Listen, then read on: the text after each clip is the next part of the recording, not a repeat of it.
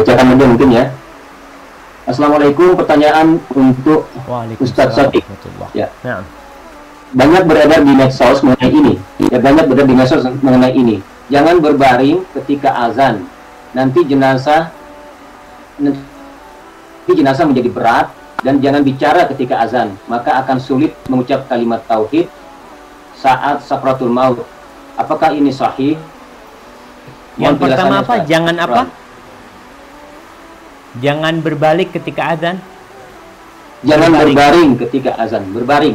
Oh, berbaring. Ya. Naam. Barakallahu fikum. Iya.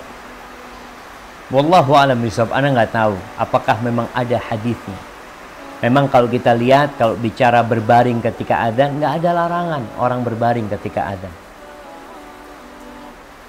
Yang bermasalah ketika dia tidak sholat, ketika dipanggil, itu masalahnya. Jadi bukan berarti ketika orang tiduran, umpamanya kadangkala dia tidur dengar adzan asar ya, dia mendengarkan menjawab adzan sholat asar itu sambil berbaring, atau ketika sholat subuh ya, dia dengar sayup-sayup suara adzan, dia dalam kondisi berbaring, atau dia selesai sholat tahajud, kemudian dia istirahat di arah kanannya menunggu waktu subuh ya, kemudian dia dengar suara adzan sambil menjawab, tidak ada larangan dalam hal ini. Jadi kalau memang ada ancaman dari Nabi SAW, anak nggak tahu, tinggal dilihat di mana hadisnya, di mana penjelasannya, sehingga kalau memang itu sahih, ya kita sampaikan kepada umat. Dan ini penting juga buat kita bersama jamaah.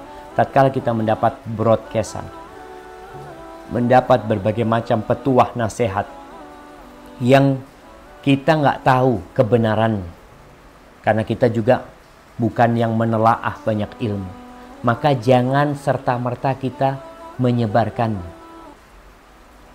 Apa yang harus kita lakukan? Kirimkan ke ustaz, kirimkan ke orang yang ngerti. Afwan, ini benar enggak? Apalagi kalau di bawah ada ancaman, jangan sampai di handphonemu saja.